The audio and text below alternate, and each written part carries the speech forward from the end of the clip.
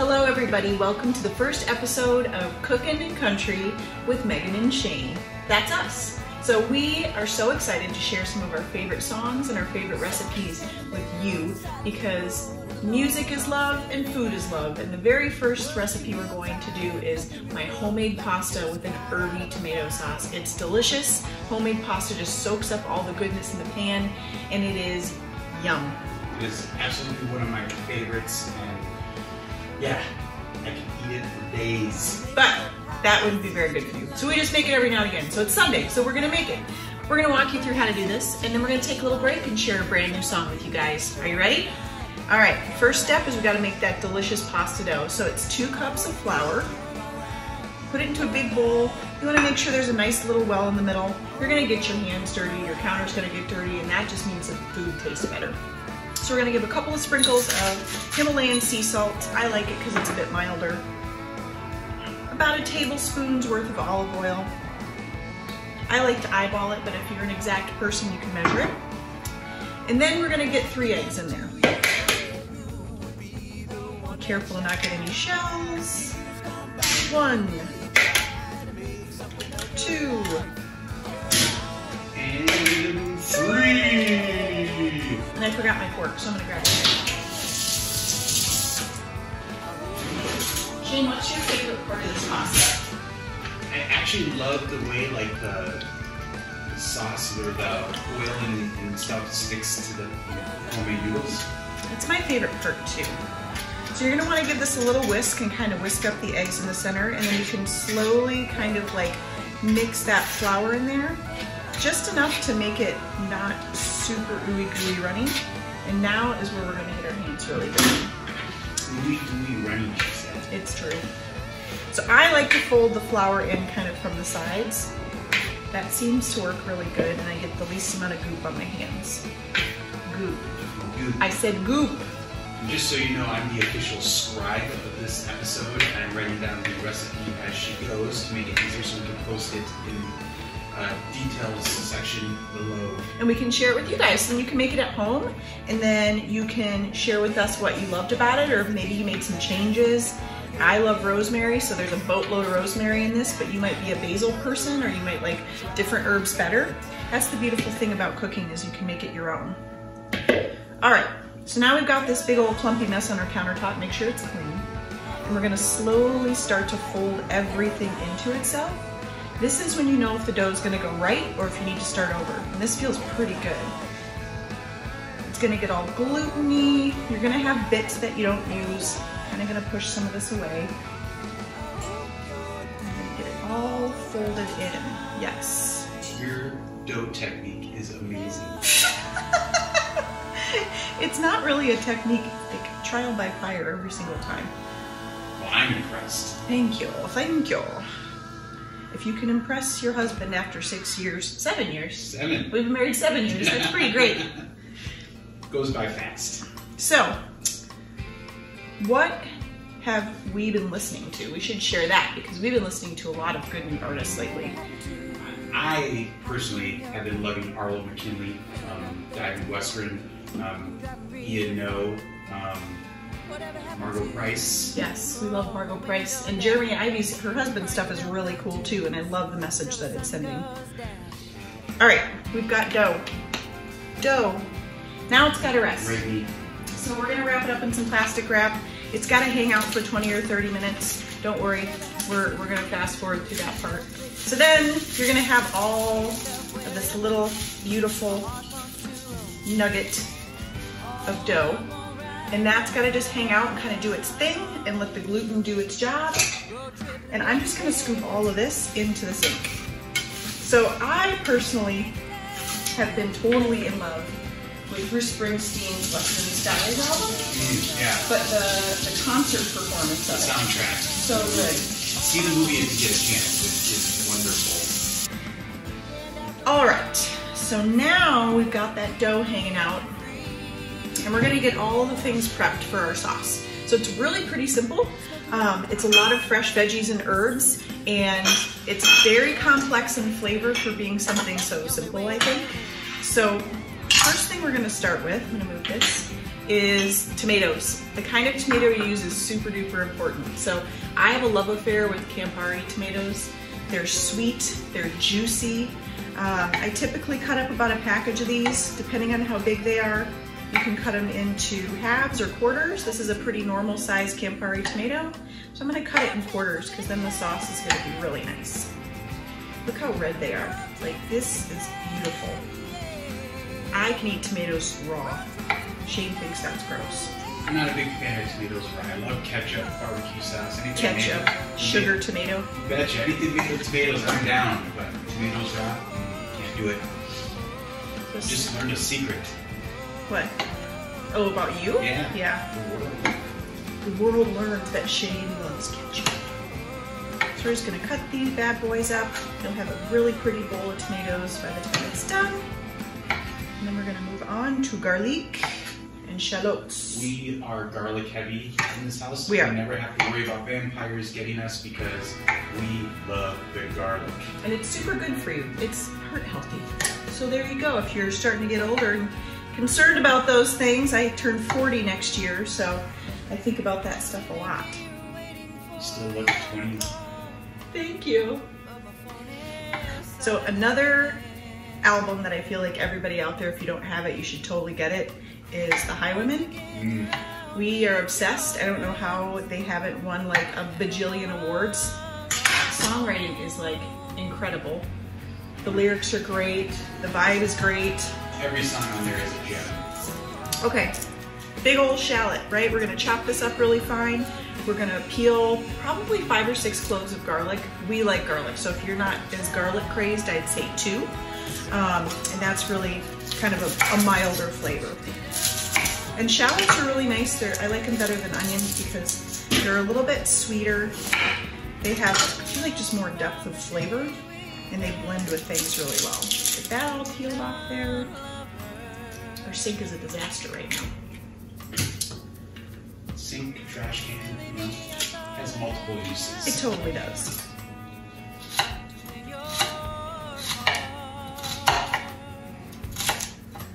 She's cutting shallots.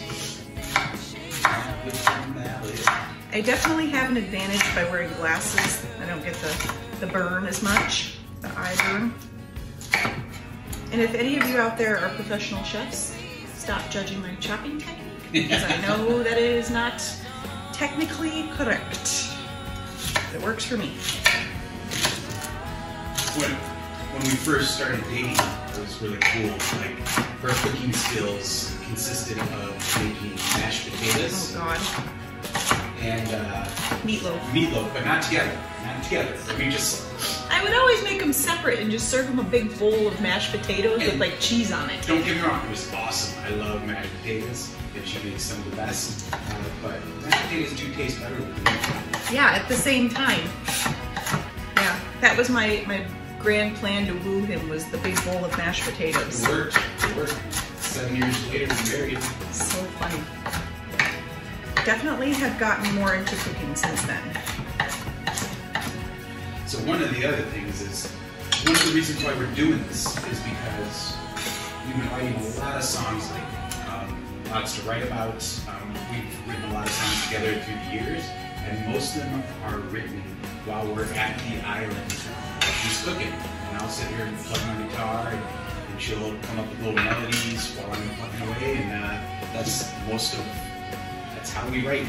It's been a pretty cool part of the process, actually, is I'll just be cutting vegetables and you're sitting and strumming your guitar and come up with a riff, and then it's like a lyric will come or a melody will come first. Sometimes it's the guitar riff first, and we feel like really the cooking component of the songwriting is really special because we're creating a meal, which is how you show somebody you care about them. We're creating music, and it kind of all feeds itself, no pun intended.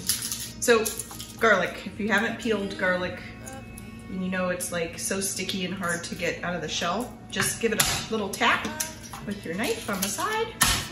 Be careful though, the other day I did this too hard and I cut myself. Then it just plops right out. Her knife scares me. Did you see that? Yes. Okay. I have more strength than I thought I did. We've been working out, so just kind of shot some garlic across the room. We're lifting weights. Yep, no big deal. So yes, songs coming together at the kitchen island. It's a pretty cool thing. Feels really organic, and we're gonna actually share a little bit of that with you guys here in a few. We're about to go into the studio in November with Bob Hogue at Flying Blanket Studios, and we're really, really excited to have him help produce our album. We've got all these songs that we feel really excited about. We feel like they tell a portion of our story as people on this earth, and we're excited for him to help that come to life for all of you. You can find out how to find us on any streaming service down below. Yep, we've got some of our older stuff up there. We've got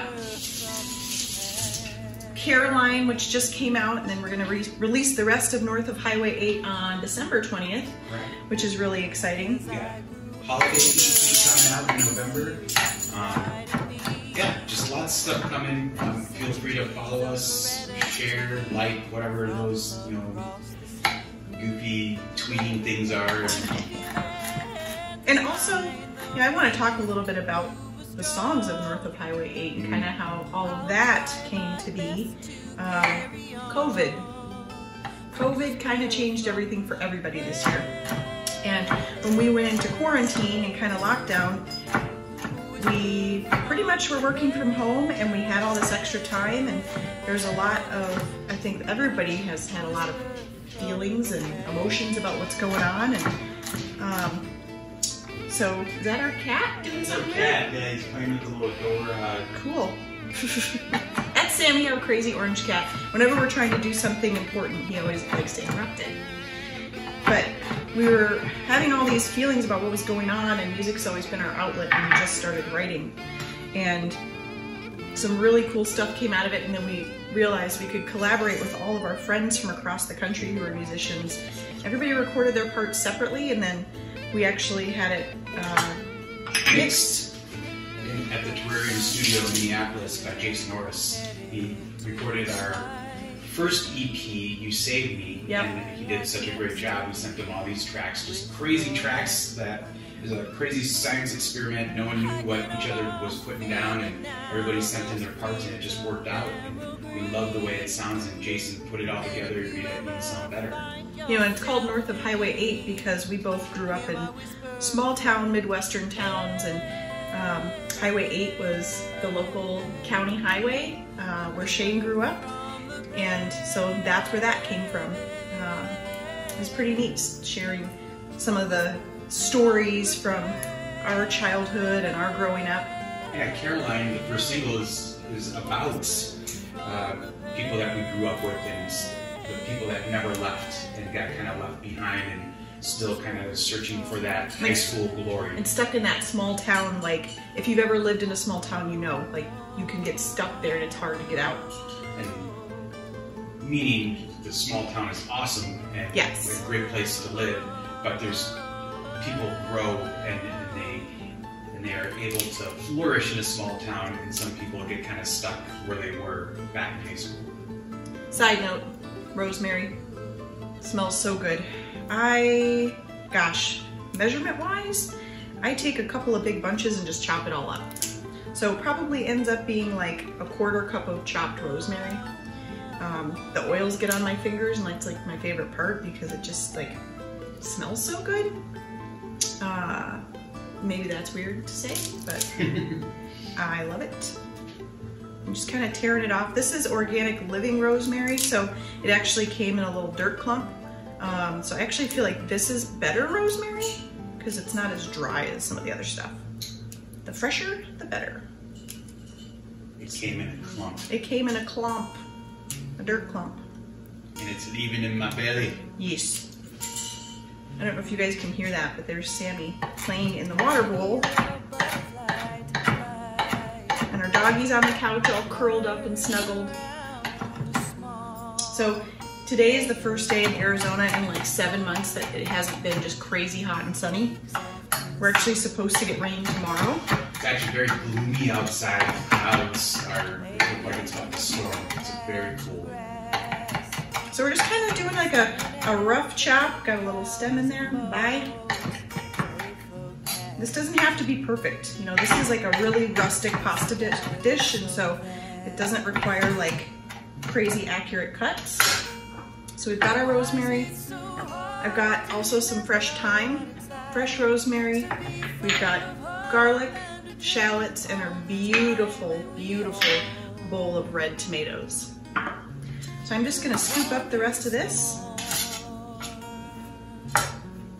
and then set all this stuff aside, and we're pretty much at the point now where we're gonna take our pasta and we're gonna roll it out, cut it up, let it dry a little bit, and we're gonna get to sauteing. All right, it's music break time, my favorite time, and so we're gonna play a song for you called Daughter of Country. Hope you enjoy. I'm a daughter of country, she raised my whole life. 'Cause my mama was out getting stoned. My daddy, he left us to find his new wife. That's kept me from being alone. Music was family, it was all that I had. Embraced by cigarettes and a dance. I'd hear the band play, dreamed I'd be there someday. Made me feel like I had a chance. I'm a daughter of country, I struggled a lot. Had trouble paying my bills. I slept in my car and woke up in the bars. Loretta, she gave me my thrills.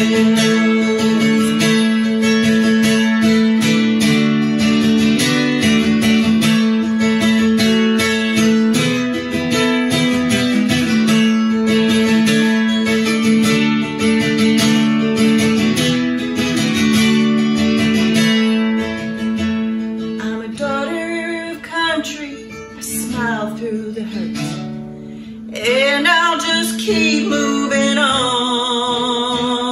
Those ladies of country, they showed me the way and taught me that I could be strong.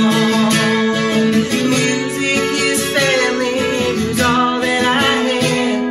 Embraced by cigarettes and a dance. I'd hear the band play, dreamed I'd be there someday. Made me feel like I had a chance. I'm a daughter of country, yeah. Oh yeah, I'm a child of pain. I'm a daughter of country, yeah, yeah. I'm a child of pain. I'm a daughter of country, yeah.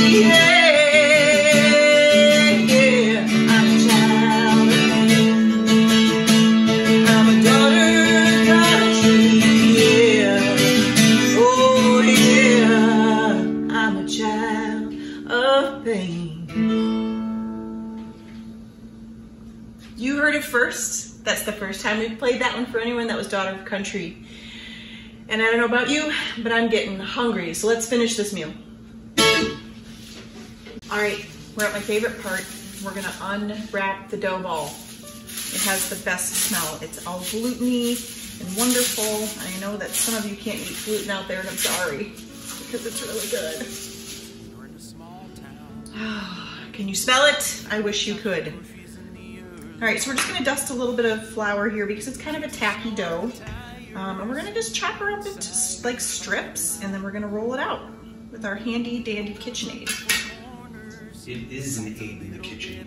It's true. It lives up to its name. It does. It aids me in rolling out pasta dough. So we start with a 1 thickness just to kind of get the basic flatness, and then we're gonna gradually go up to a 4 thickness, which is like fettuccine thickness, which is pretty good. So Daughter of Country, Shane actually wrote most of those lyrics. I woke up one morning and it was on a piece of paper and it made me cry. We spent the night before listening to music and talking about our past and our lives and growing up in the small towns and everything. And I kind of wrote that song, the lyrics, from Megan's perspective. And life is crazy and it doesn't always go perfect, and like there's definitely things that have been bumps in the road for us, but I think the beautiful thing is I wouldn't change a single thing because I really love the woman I've become. And growing up, Patsy Cline, Loretta Lynn, like they were my guiding light. They were strong women, but they were talented and still fiery and still feminine, and I really, really still look up to them. And I wouldn't be singing if it wasn't for Patsy Cline. That is the truth. All right, we're gonna switch to a 3. Shane, who are some of your musical influences? Well, writing and everything, I love Chris Christopherson. He just touches my soul with his lyrics. I'm actually a big Herby fan and punk rock enthusiast. I've been lucky enough to tour Social Distortion, they're one of my favorites. Guns N' Roses. One of my first musical memories is I remember we had the vinyl of Dr. Hooks on the cover of the Rolling Stone, and I would listen to that over and over again, and to this day it's my karaoke jam. I love that song. That and The Gambler by Kenny Rogers kind of changed my life, and are songs that inspired me to become a songwriter because the lyrics tell a story, and on the cover of Rolling Stone is just kind of goofy, especially for a 5-year-old kid. Right, but that's probably why it was fun, because it is really goofy. It almost feels like a parody song, and it's not. And as a little kid, that would totally hook you in. But I agree about The Gambler. It's you've always loved storytellers. I think that's why Tom Petty, and that's why Johnny Cash I think is so iconic, because he tells a story and you feel transported, and I think that's what music's supposed to do. Okay, we're gonna switch to a 4. It's gonna be really thin and wonderful. This is where you know if your pasta's gonna be good because you can feel it, and this is a good ball of dough. And I really wish you guys could smell this because it's freaking awesome. So hopefully if there's some of you out there watching and you're aspiring songwriters, you really just pull from your life. Think about things that have happened to you. It can be happy, sad, mad, it doesn't really matter, but just tell your story. It's not easy. It's taken us years to finally really dig deep. It's scary to share your story with people, strangers, and then hope that they like the song, but then you're also sharing really personal stuff. I've been writing songs for decades, and I always kind of scratched the surface and kind of wrote lyrics that were kind of around the actual It was really vague. Really vague, but the stuff we're going in the studio to record is very deep and it cuts to the chase. And I think that's why we're so excited about it, because it's while it is kind of scary to do that, it feels really genuine and real. Producer better have a lot of feelings on hand. Yes. Well, in a good song, I feel for me, I cry at everything. Shane knows this, and any good friends of mine know this. Sherry Smith, if you're watching, we're cut from the same cloth. We cry at everything, good or bad. But there's certain songs, when they can hit one note, and I'm a puddle in the floor. The High Women, that first guitar chord, I'm even getting misty-eyed thinking about it. It destroys me in the best way. For me, it's the classic football movie. I will cry for Peaches. Yes, you're sharing your secrets now. Yes. Shane is a closet Lifetime movie fan. Oh, yes, that's the truth in that statement. And I just hope we can write a song one day that does that to someone. Western Skies by Bruce Springsteen, same thing. Where I'm whoa, right away.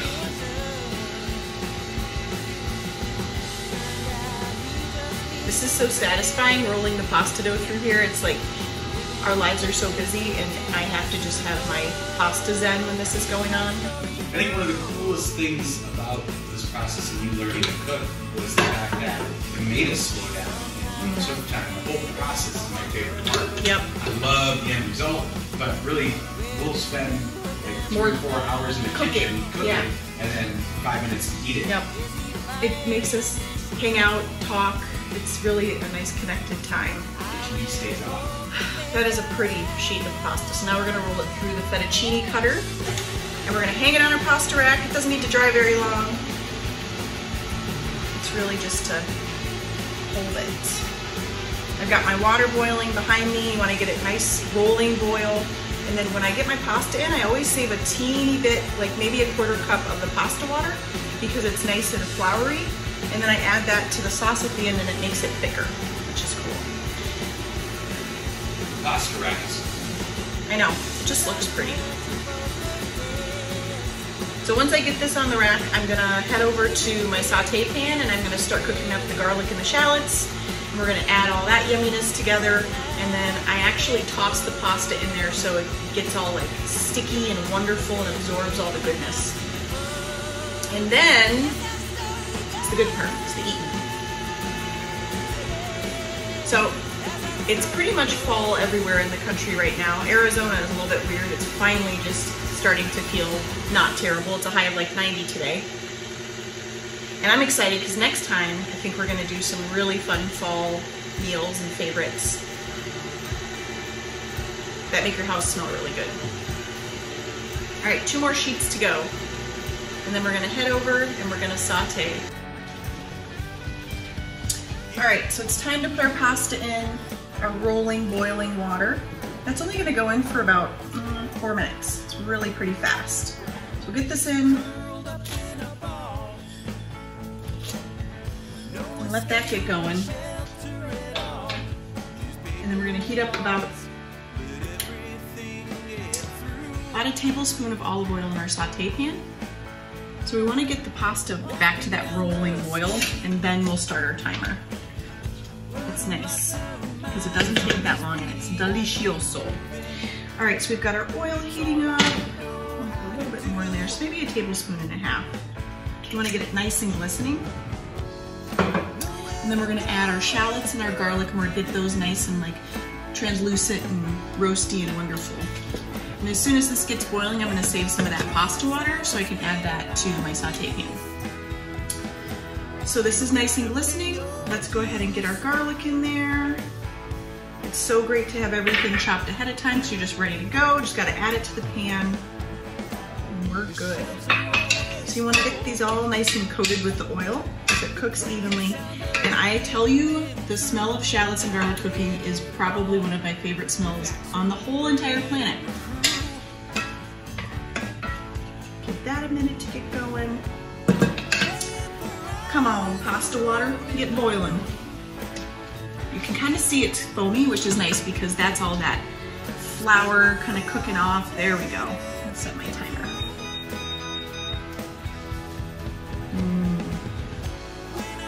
Yum. Oh yeah. There it goes. She's boiling up. So now that's a good time to scoop some of that water, steal that for later. You can see all the foaminess in there. That's totally the flour. And that's what we want. And that's gonna make things nice and thick. Turn this down to medium so it doesn't boil over. Oh yeah. Do you hear the sizzle? Oh, that smell. Some people like the smell of flowers, garlic and onions for me. That's getting going. I also would like to take a second to say that it is now an appropriate time to pour yourself a glass of wine. Celebrate, because this meal is going to be good. Cheers. So what we're going to do next, after we probably give this another 30 seconds, is we're going to add our tomatoes in, and we want those to kind of burst a little bit. That's where like the sauciness comes in, and then we're going to add some white wine so it can all reduce down. And the wine really just kind of like makes all the flavors blend together. All right, and this is beautiful when you put this in, because look how red those tomatoes are. You want to toss everything around so that olive oil really kind of coats the tomatoes too. Give that a couple of minutes in here, and then we'll add the wine. and a little bit of salt and pepper and all the herbs, and then it just kind of cooks. That's easy, easy, easy. Can you hear my cat meowing in the background? He wants treats. Pete wants treats 24/7, and I give him treats 24/7. He's old. He deserves it. Oh yes. Yum, yum, yum. So we're gonna cook this for probably 2 or 3 more minutes, then we're gonna add all that other stuff. We're gonna walk away for a couple minutes, and then we're gonna put it all together. Okay, see how that's getting all like bubbly and good, and the juices of the tomato are coming out? So let's go ahead and add our herbs, because we want them to bloom. If you don't know what that means, it just is a fancy term for them to kind of release their oils and really get the goodness going. Again, I wish you guys could smell this because it's herby, garlicky, and wonderful. So we're gonna let those bloom for about 30 seconds, and then we're gonna add about a cup of white wine. Chardonnay is good because it's not sweet. Timer. All right, we're gonna add this in. And this is where that pasta water is gonna be really important, because you're gonna see how much it reduces down. If it doesn't have enough liquid, we wanna add the pasta water. And I'm gonna dump our actual pasta real quick. And that's just gonna hang out until we're ready to put it in the sauce.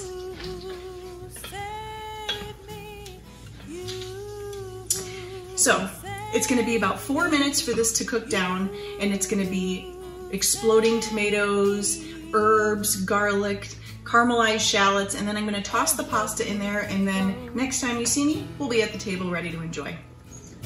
All right, now we just finish it off with a little bit of Parmesan.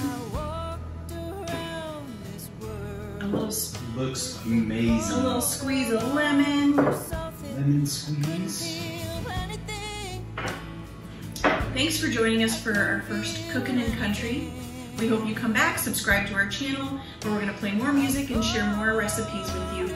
And bon appetit.